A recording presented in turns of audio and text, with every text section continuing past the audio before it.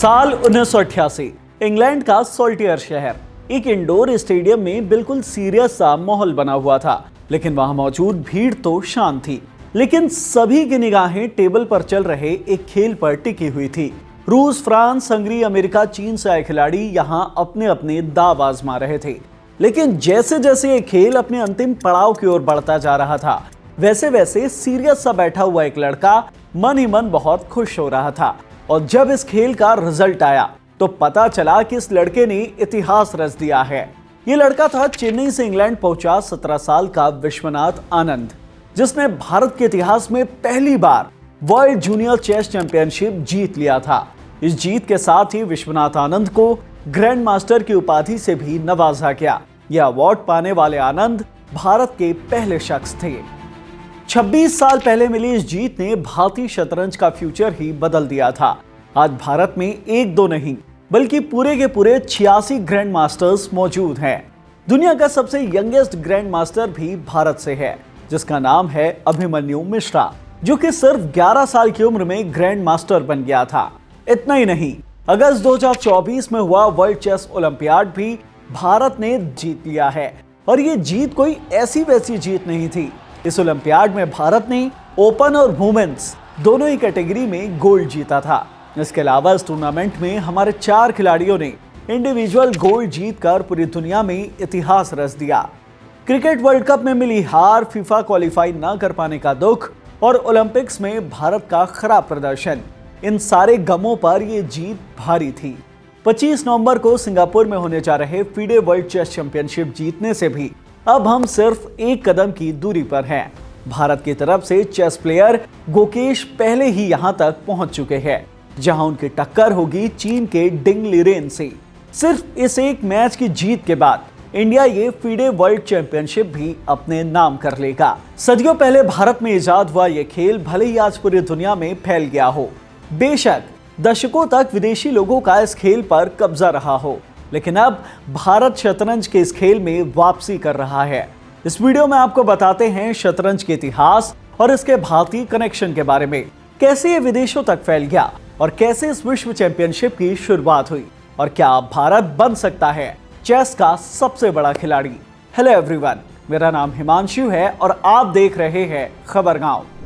वैसे तो चेस को फारसी खेल कहा जाता है, यानी आज के ईरान का इजाद किया हुआ खेल, लेकिन इंडियन मैथोलॉजी और कई सारे हिस्टोरिकल सबूतों के आधार पर शतरंज भारत से ही पर्शिया पहुंचाया गया था। भारत में इसका पुराना रूप चतुरंग खेला जाता था, जो आज के मॉडर्न चेस से काफी सिमिलर है।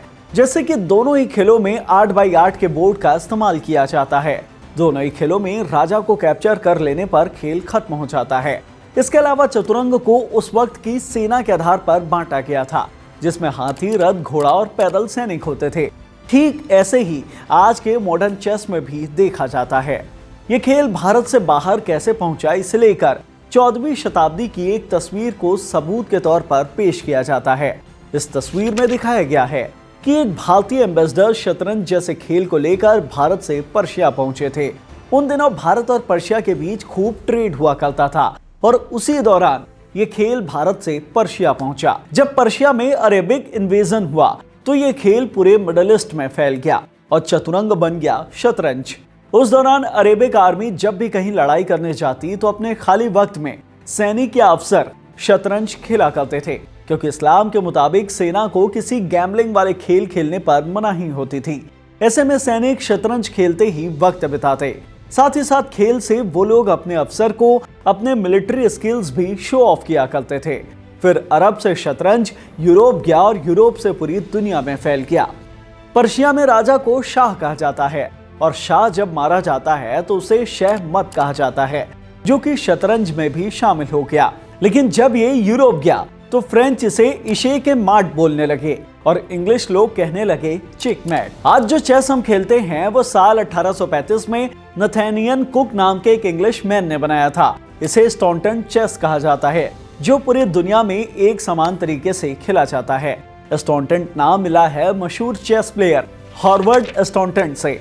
Harvard the illustrated London news नाम के एक अखबार के लिए चेस पर रेगुलर कॉलम लिखा करते थे। आज इंटरनेशनल लेवल पर चेस को सपोर्ट करने के लिए फेडरेशन इंटरनेशनल डे इशे यानी कि फीडे नाम की एक संस्था काम करती है, जिसे इंग्लिश में इंटरनेशनल चेस फेडरेशन कहा जाता है। इसकी शुरुआत 20 जुलाई 1924 को पेरिस ओलंपिक्स के दौरान हुई थी। चेस प्लेयर्स को ग्रैंड मास्टर का खिताब यही संस्था दिया करती है। विश्वनाथन आनंद अब इस संस्था के डेप्यूटी प्रेसिडेंट हैं। इस लिस्ट को देखिए, ये दुनिया के टॉप 25 चेस प्लेयर्स की लिस्ट है। इसमें से 5 इंडिया के हैं, जो कि बिल्कुल यंग प्लेयर हैं। लेकिन एक वक्त था जब इस लिस्ट में भी एक इंडियन का भी नाम शामिल नहीं था। इस सक्सेस जर्नी की शुरुआत हुई थी साल 1988 में विश्वनाथ आनंद की उसी जीत के साथ, जिसकी बात मैंने वीडियो की शुरुआत में की थी।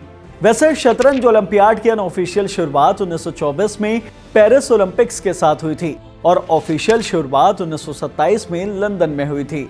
लेकिन भारत ने 1956 में हुए इसके 12वें इवेंट में पहली बार हिस्सा लिया था। इस दौरान रामदास, बी.वी. मल्हासकर सिंह और एस. वेंकटरमण, साथ ही आर.बी. सप्रे ने भारत का नेतृत्व किया था। साल 1961 में तमिलनाडु के मैनुअल इरोन देश के पहले आईएम यानी कि इंटरनेशनल मास्टर बनने में कामयाब हुए। इरोन 9 बार नेशनल चेस चैंपियनशिप जीते और फिर रूस से फंडिंग लेकर 1972 में ताल चेस क्लब की शुरुआत की, जिसके चलते तमिलनाडु में चेस का रिवॉल्यूशन आया और बहुत सारे बच्चे यहाँ चेस सीखने आने लगे। इन्हीं बच्चों में से एक थे विश्वनाथन आनंद, जिन्हें उनके जानने वाले प्यार से विशी बुलाते हैं।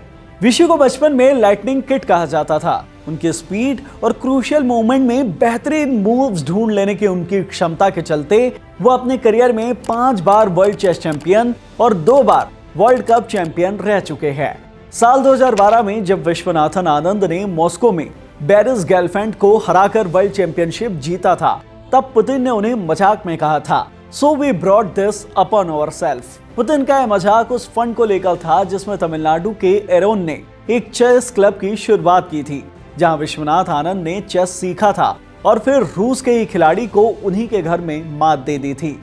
विश्वनाथन आनंद की कहानी ने हर भारतीय को इंस्पायर किया। आनंद आज भी यंग चेस प्लेयर्स को ट्रेन किया करते हैं। चेस को बूम करने में अब सरकार भी कई सारे स्टेप्स उठा रही है। चेस फेडरेशन ऑफ इंडिया को स्ट्रॉन्ग किया जा रहा है। अच्छे खिलाड़ियों को एक खेल को रिकॉग्नाइज किया जा रहा है और उन्हें नेशनल लेवल पर सम्मानित भी किया जा रहा है। खुद चेस फेडरेशन ऑफ इंडिया के अध्यक्ष नितिन नारंग ने ओलंपियाड जीत कर लौटी टीम के लिए 3 करोड़ 20 लाख रुपए के अवार्ड की घोषणा की है। इससे जीत कर आए सभी खिलाड़ियों को 25-25 लाख रुपए और दोनों कोच अभिजीत कुंटे और श्रीनाथ नारायण को 15-15 लाख रुपए दिए जाएंगे। इसके अलावा ओलंपियाड जीत कर लौटी टीम के साथ खुद प्रधानमंत्री नरेंद्र मोदी ने मुलाकात की है और सभी खिलाड़ियों को कांग्रेचुलेट किया है। इतना ही नहीं, सरकार स्कूली शिक्षा में भी चेस को शामिल करके इसे ग्रो करने की कोशिश कर रही है। गुजरात और तमिलनाडु के स्कूलों में इसे शामिल भी कर लिया गया है। एक वक्त था जब साल 1988 तक भारत में एक भी ग्रैंड मास्टर नहीं था और आज 80 से ज्यादा ग्रैंड मास्टर भारत में ही है। टॉप 25 प्लेयर्स में से 5 भारत के हैं। कुछ महीनों पहले तक हम वर्ल्ड चैंपियन नहीं थे, लेकिन अब ओपन और वुमेन्स ओलंपियाड भी हमारे हाथों में है। 25 नवंबर से सिंगापुर में शुरू हो रहे वर्ल्ड चैंपियनशिप में हमारे खिलाड़ी गुकेश वर्ल्ड चैंपियन बनने से सिर्फ एक स्टेप दूर है। गुकेश की फिडे रैंकिंग 5 की है, जबकि उनके प्रतिद्वंदी खिलाड़ी डिंग लिरेन की रैंकिंग 23 है। इस मैच को लेकर भारत के स्टार ग्रैंड मास्टर प्रज्ञानंद ने पहले ही कह दिया है कि गुकेश जिस फॉर्म में है उससे वो बेशक जीतने वाले हैं। भारत में शुरू हुआ ये खेल भले ही कुछ वक्त के लिए भारत से दूर रह गया था, लेकिन अब हमने इसमें वापसी कर ली है और जल्द ही भारत चेस का सबसे बड़ा खिलाड़ी बनकर उभरने वाला है। इस वीडियो में इतना ही। इस वीडियो से मिली जानकारी आपको पसंद आई हो तो इसे लाइक करें, शेयर करें, साथ ही हमारे चैनल खबरगांव को जरूर सब्सक्राइब करें। धन्यवाद।